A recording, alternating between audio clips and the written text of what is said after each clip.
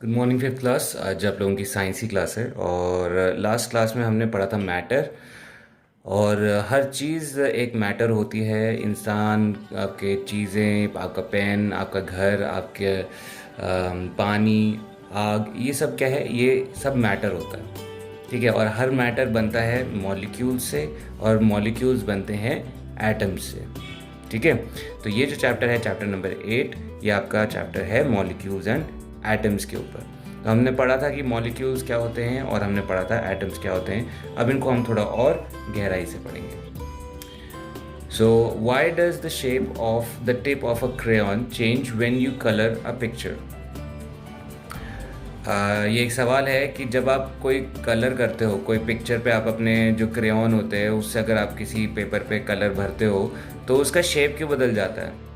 Crayon का shape क्यों बदल जाता है? It is because some of the particles of the crayon passed onto the surface of the paper and as a result of rubbing. ये उन्होंने फिर जवाब दिया है कि ऐसा इसलिए होता है क्योंकि जो क्रेयॉन होता है उसका कुछ जो पार्ट होता है, जब हम रगड़ते हैं उसको पेपर पे तो वो पेपर पे रह जाता है ना? तभी तो वो पेपर कलर हो जाता है। This shows that crayon is made up of smaller particles. इससे हमें क्या पता चलता है? इससे हमें ये पता चलता है कि जो क्रेयॉन है, जो आपका कलर है, वो और छोटे छोटे कलर से बन के मिला है।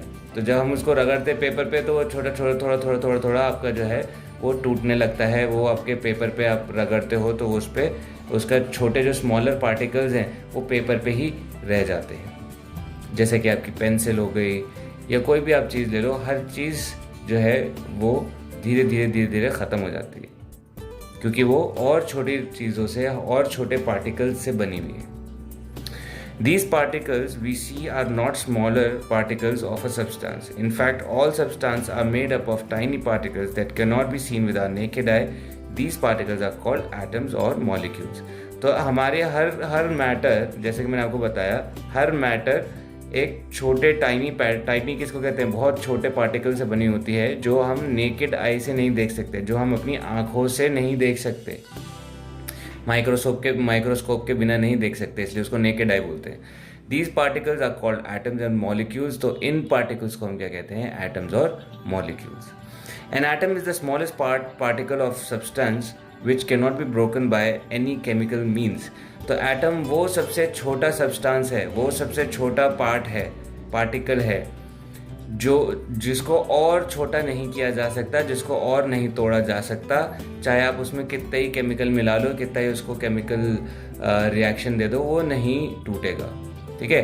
तो इसका ये आपका एटम्स का डेफिनेशन है। An atom is the smallest part of a substance which can not be broken by any chemical means. तो सारे एटम्स मिला के क्या बनाते हैं? मॉलिक्यूल्स। अब मॉलिक्यूल्स क्या होते हैं? Carefully observe the crystals of sugar, salt with the help of magnifying glass. What do you see? They have tiny particles. These particles are called molecules. They make up a substance. तो अगर आप कभी अगर आपकी आंखें strong हैं तो वैसे तो नहीं देख पाओगे। अगर आपके पास मैग्नीफाइंग ग्लास है तो आप किसी शुगर या चीनी के एक दाने को आप उठा के आप उसको उस मैग्नीफाइंग ग्लास में या माइक्रोस्कोप के नीचे देखोगे तो आपको क्या दिखेगा? कि वो एक जो दाना होगा, वो दाना एक तो बहुत बड़ा दिखेगा आपको और उसमें छोटे छोटे छोटे छोटे छोटे छोटे छोटे छोटे आपको पार्टिकल्स दिखेंगे। तो वो पार्टिकल्स क्या हैं? छोटे छोटे वो पार्टिकल्स मॉलिक्यूल्स होते हैं। ये पार्टिकल्स क्या होते हैं? मॉलिक्यूल्स। ये सारे मॉलिक्यूल्स जो हैं आपके चीनी के, वो सारे एक साथ जुड़े हुए हैं, बहुत क्लोजली पैक्ड हैं, जिससे हमें एक बॉक्स, एक डब्बा चीनी का, एक दाना चीनी का दिख रहा है।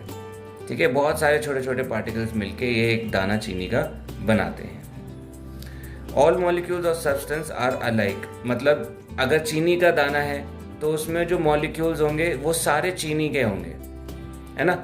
और अगर नमक का दाना है तो नमक के दाने के जो मॉलिक्यूल्स होंगे वो सारे नमक के होंगे, छोटे छोटे पार्टिकल्स जो होंगे वो सारे नमक के होंगे। उसी तरह अगर चौक का दाना है तो चौक के सारे दाने जो होंगे वो सिर्फ चौक के होंगे।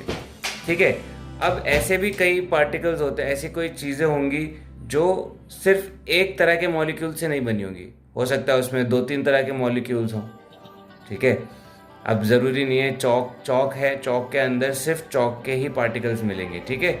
लेकिन अगर हम बात कर रहे हैं जैसे शुगर की और सॉल्ट की, तो ये सिर्फ शुगर और सॉल्ट में सिर्फ एक तरह का मॉलिक्यूल नहीं होते, उसमें 2-3 तरह के मॉलिक्यूल भी होते हैं एक्स्ट्रा। आगे पढ़ते हैं। All molecules of substance are like but molecules of 2 different substances can not be alike, यानी कि चीनी का और शुगर का और चौक का ये सबका अलग अलग मॉलिक्यूल्स होगा, सबका सेम नहीं हो सकता। अलाइक मतलब एक जैसा, सबका एक जैसा नहीं हो सकता। Molecules of one substance are different from the molecules of another substance. For example, molecules that make up chalk are alike, but the molecules are different from those of molecules of sugar or salt. It is because chalk is made up of only one kind of element, and on the other hand, salt and sugar is made up of 2 or more kind of elements: hydrogen, oxygen, iron, copper, etc. are elements. तो इन्होंने वही बात कही है कि जैसे जो चौक है उसके एटम्स, उसके मॉलिक्यूल्स अलग होंगे, जो शुगर है उसके एटम मॉलिक्यूल्स अलग होंगे, सॉल्ट के एटम मॉलिक्यूल्स अलग होंगे, ठीक है। अब अगर हम चौक को मतलब मैग्नीफाइंग ग्लास में देखते हैं तो हमको सिर्फ चौक के एलिमेंट दिखाई देते हैं। एलिमेंट एक उसी को कहते हैं, पार्टिकल को कहते हैं, ठीक है। आप उसको एलिमेंट कहो, जब सबसे छोटा पार्टिकल होता है उसको एलिमेंट कहो। तो यहाँ पे जो चौक के हैं उसमें सिर्फ एक तरह का एलिमेंट होता है, ठीक है। और जो सॉल्ट है, शुगर है, ये 2-3 एलिमेंट से मिलकर बनता है, ठीक है। आपका नमक और चीनी 2-3 एलिमेंट से बनकर मिलता है।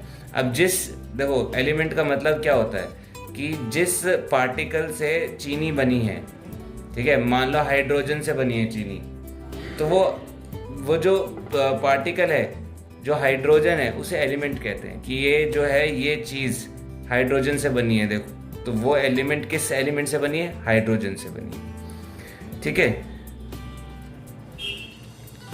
तो सॉल्ट और शुगर में 2 से 3 तरह के एलिमेंट होते हैं। उसमें से कुछ एलिमेंट्स के नाम दिए, हाइड्रोजन हो गया, ऑक्सीजन हो गया, आयरन हो गया, कॉपर हो गया, ये सब तरह के एलिमेंट्स आपके शुगर और सॉल्ट में होते हैं। अब मॉलिक्यूल्स के बारे में और पढ़ेंगे हम आगे। Molecules are made up of very tiny particles called atoms. अब मॉलिक्यूल्स किससे बनते हैं? एटम से, जो कि बहुत टाइनी पार्टिकल्स होते हैं। एवरी मॉलिक्यूल हैज़ 1 और मोर एटम्स। हर मॉलिक्यूल के पास एक या एक से ज़्यादा एटम्स होंगे, ठीक है। हर मॉलिक्यूल में एक या एक से ज़्यादा एटम हो सकते हैं। For example, each molecule of oxygen contains 2 atoms of oxygen. यानी कि अगर मॉलिक्यूल हम ऑक्सीजन देखें, अगर आपने पहली क्लास में कभी पढ़ा हो तो आपने देखा होगा ऑक्सीजन को अक्सर हम लोग O2 लिखते हैं, है ना, कि हम ऑक्सीजन को अक्सर क्या है, O2 लिखते हैं। तो O2 से क्या मतलब है कि इसका जो एलिमेंट है, ऑक्सीजन का जो एलिमेंट है O, ये ऑक्सीजन एलिमेंट है, ये 2 एलिमेंट से मिलकर बनता है, ठीक है, O2। अगर आपने कभी देखा होगा वाटर के लिए H2O लिखते हैं, ठीक है। तो H2O का मतलब क्या है? इसमें हाइड्रोजन कितने हैं? 2। ऑक्सीजन कितने हैं? 1। हाइड्रोजन कितने हैं? 2। ये वाटर का आपका एलिमेंट होता है, ठीक है, वाटर का फॉर्मूला है ये। H2O, बहुत सारे H2O मॉलिक्यूल्स होते हैं जिससे पानी बनता है, ठीक है। उसी तरह आप जो हवा सांस लेते हो वो आप ऑक्सीजन लेते हो, ठीक है, वो O2 आप सांस लेते हो। जो पानी पीते हो वो H2O करते हो। तो अब पानी में H का मतलब होता है हाइड्रोजन, O का मतलब होता है ऑक्सीजन। तो इसमें हाइड्रोजन कितने हैं? 2। ऑक्सीजन कितना है? 1 ही है, ठीक है। तो ये एलिमेंट है, एलिमेंट जिससे पानी बना है। ये एलिमेंट है जो हवा में है, जिसको आप सांस लेते हो, ठीक है। और 2 नंबर, 3 नंबर, 4 नंबर अगर किसी एलिमेंट के आगे लिखा है तो उससे हमें पता चलता है कि इस एलिमेंट में कितने हाइड्रोजन है, कितने ऑक्सीजन है, कितने क्या है, ठीक है। अब आगे देखते हैं एग्जाम्पल में। जैसे यहाँ पे ऑक्सीजन को O2 लिखते हैं और दो एटम्स होते हैं इसमें, ठीक है। इस मॉलिक्यूल में 2 एटम्स होते हैं, इसलिए इसको O2 बोलते हैं। पानी को H2O बोलते हैं, सॉरी, हाइड्रोजन को H2 बोलते हैं, हाइड्रोजन को H2 बोलते हैं, क्योंकि हाइड्रोजन में भी हमने 2 मॉलिक्यूल्स देखे। नाइट्रोजन को भी N2 बोलते हैं, क्योंकि इसमें इस मॉलिक्यूल में भी, नाइट्रोजन के मॉलिक्यूल में भी 2 एटम्स होते हैं, इसलिए इसको N2 लिखते हैं। When atoms are different kinds combine, compounds are formed. जब अलग अलग तरह के एटम्स मिलते हैं, अभी तो हमने देखो एक मॉलिक्यूल का पढ़ा, ऑक्सीजन को O2 बोलते हैं, हाइड्रोजन को H2 बोलते हैं और नाइट्रोजन को N2 बोलते हैं। ठीक है, ये 3 हमने एलिमेंट्स पढ़े। अब आगे हम पढ़ते हैं जब एक या दो तरह के अलग अलग तरह के वो मिलते हैं एटम्स, जब उनको मिलाया जाता है तो उससे एक क्या बनता है, कंपाउंड बनता है। यानी कि हाइड्रोजन और ऑक्सीजन को मिलाएंगे तो ये कंपाउंड बन गया। ये जो बन गया, अब दो अलग तरह के एटम्स मिला के क्या बना, इसको कंपाउंड कहेंगे, H2O। ठीक है, H2 अलग होता है, O2 अलग होता है, बट दोनों को जब मिलाया तो हमको क्या मिला, H2O। इसको हम कंपाउंड बोलेंगे। ठीक है, तो जब 2 अलग तरह के एटम्स कंबाइन होते हैं तो उसे कंपाउंड बोलते हैं। For example molecules of H2O and carbon dioxide. अब देखो, कार्बन डाइऑक्साइड को हम CO2 लिखते हैं, जिसको हम सांस लेते हैं, तो उसमें कार्बन और ऑक्सीजन, ये दो एटम्स जो हैं जब मिक्स हो जाते हैं तो उसे कार्बन डाइऑक्साइड बोलते हैं। ठीक है, जब आप सांस लेते हो अंदर तो आप ऑक्सीजन लेते हो, जब आप सांस बाहर छोड़ते हो तो आपकी बॉडी का जो कार्बन होता है वो ऑक्सीजन में मिल जाता है और फिर आप उसे बाहर छोड़ देते हो। तो जब वो ऑक्सीजन में मिलता है तो उसे क्या बोलते हैं, कार्बन डाइऑक्साइड। ठीक है, तो ये जब दो एटम मिलके जब नया एटम बनाते हैं तो ये नया कंपाउंड बनता है, इसको CO2 बोलते हैं। ठीक है, आई होप आप लोगों को यहाँ तक समझ में आया होगा। आगे पढ़ते हैं। देखो, यहाँ पे एक डायग्राम भी दिया हुआ है जिसमें मॉलिक्यूल्स ऑफ वाटर दिखाएं कि अगर वाटर का मॉलिक्यूल देखोगे तो वो इस तरह का मॉलिक्यूल होगा। उसमें एक एटम क्या होगा, O का होगा, और उस मॉलिक्यूल में 2 एटम क्या होंगे, H के होंगे। उसी तरह कार्बन डाइऑक्साइड का जो मॉलिक्यूल होगा उसमें भी एक एटम C का होगा, 2 एटम O के होंगे। तो इस तरह का एक मॉलिक्यूल बनता है। ये एक पूरा एक मॉलिक्यूल है जो कि छोटे छोटे एटम से बना हुआ है। आई होप आपको समझ में आया होगा। That is, one molecule of water is written as H2O. It means that each molecule of water contains 2 atoms of hydrogen and 1 atom of oxygen. तो अगर हम H2O लिख रहे हैं, जैसे यहाँ पे H2O लिखा है, इससे क्या मतलब पता चल रहा है कि इसमें 2 एटम किसके हैं, हाइड्रोजन के हैं, और एक एटम किसका है, ऑक्सीजन का है। Similarly, carbon dioxide is made up of 1 carbon atom and 2 oxygen atom. उसी तरह CO2 जो है आपका कार्बन डाइऑक्साइड, उसमें C 1 है और O2 2 हो गए। ठीक है, अब आगे देख लेते हैं solid and solutions. Molecules have a certain amount of space in between them, this is called intermolecular space. तो अब जो मॉलिक्यूल्स होते हैं उनके बीच में स्पेस होती है। अब जो सॉलिड होते हैं उनकी जो स्पेस होती है बहुत कम होती है, एकदम बिछे हुए होते हैं सारे। ठीक है, बिल्कुल एकदम क्लोजली पैक्ड होते हैं। और जो पानी के मॉलिक्यूल्स होते हैं, हम पिछली क्लास में पढ़ चुके हैं, वो दूर दूर होते हैं, बहुत दूर भी नहीं होते, मतलब पानी के हैं तो फ्री फ्लो में होते हैं, कभी इधर घूम रहे उधर घूम रहे हैं, ऐसे मॉलिक्यूल्स इनके चलते रहते हैं। लेकिन जो सॉलिड के होते हैं वो एकदम टाइटली पैक्ड होते हैं, वो चल नहीं पाते, लेकिन उनके बीच में हल्की फुल्की स्पेस, बहुत कम माइन्यूट सी स्पेस रह जाती है। गैस के तो फ्री होते हैं, हवा में घूम रहे होते हैं। ठीक है, मॉलिक्यूल्स। तो टेक अ ग्लास। अब इसमें थोड़ा सा आपको उसका एक्सपेरिमेंट के साथ से समझाएंगे।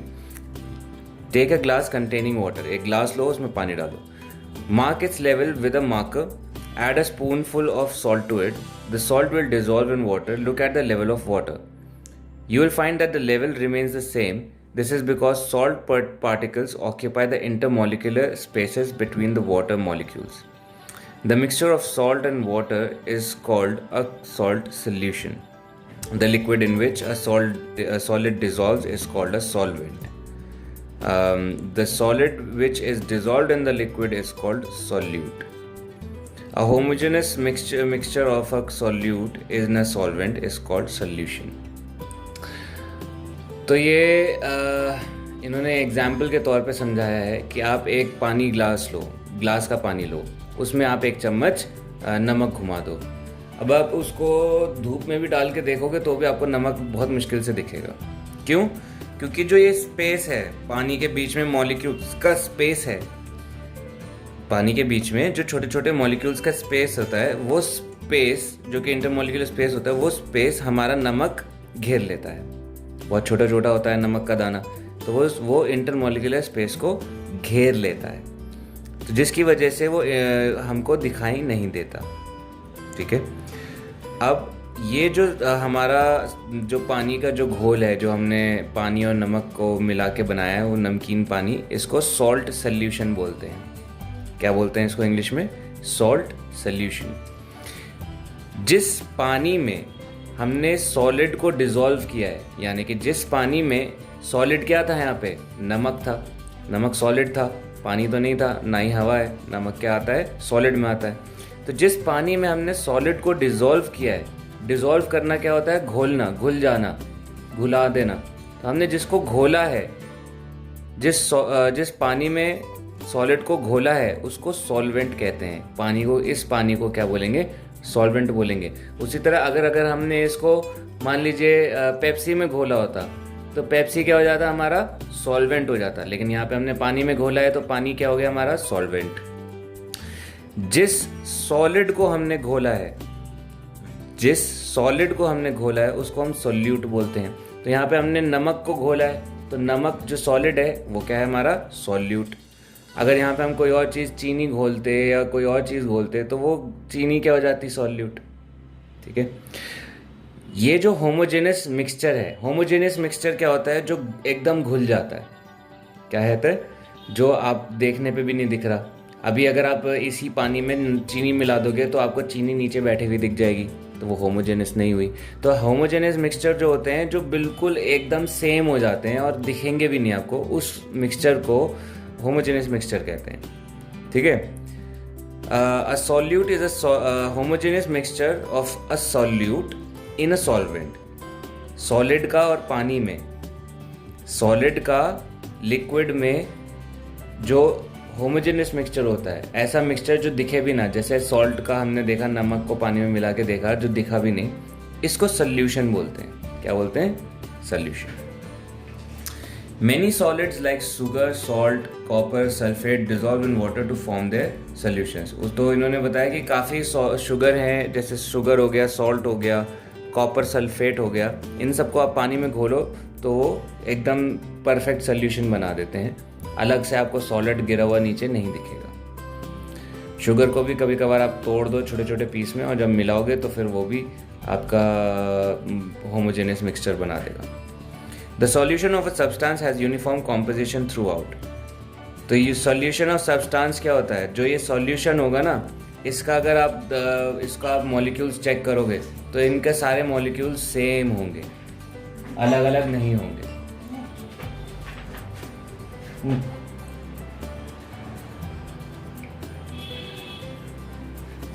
ठीक है।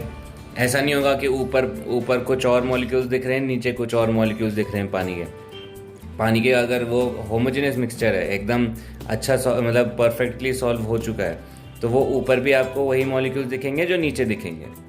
तो ये यूनिफॉर्म यानी कि एक तरह का कॉम्पोजिशन होगा पूरे सॉल्यूशन में। ठीक है। Can you recover a solid from solution? Let us see how it happens. तो ये इनका सवाल है कि अगर हमने किसी सॉलिड को लिक्विड में घोल दिया, तो क्या आप उस सॉलिड को वापस निकाल सकते हो? तो इसका जवाब है हाँ। तो अगर आप पानी को नमक वाले पानी को, जो हमने नमक वाला पानी बनाया था, उसको अगर आप गर्म करोगे, हीट करोगे बहुत देर तक, तो आखिर में जब सारा पानी उड़ जाएगा तो आपको दिखेगा नीचे सिर्फ नमक ही नमक रह जाएगी। ठीक है। तो ये एक्सपेरिमेंट इन्होंने यहाँ करके दिखाया है। तो आपने पानी को पूरा हीट से आपने उड़ा दिया, वो पानी तो क्या है, भाप बन गया, और जो नमक है वो नीचे रह जाएगा, नमक भाप नहीं बनेगा। ठीक है, क्योंकि वो पानी की कैरेक्टरिस्टिक है, सॉलिड की नहीं। अब यहाँ पे देखो लिखा है मिसेबल एंड इमिसेबल लिक्विड्स। तो मिसेबल इमिसेबल का क्या मतलब होता है? Some liquids dissolve in water और any other liquid in the same way as solids dissolve in them.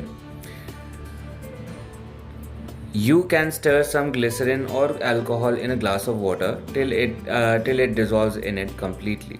The liquids which completely mix or get dissolved in each other are called miscible. If you try to dissolve kerosene or mustard oil in water, you will not be able to do so. The liquids which do not dissolve in each other are called immiscible. तो miscible और immiscible liquids के बारे में बात हो रही है। अभी तक हमने सॉलिड को लिक्विड में घोलने की कोशिश करी थी, और अब हम यहाँ पे बात कर रहे हैं कुछ लिक्विड्स को लिक्विड्स में घोलने की।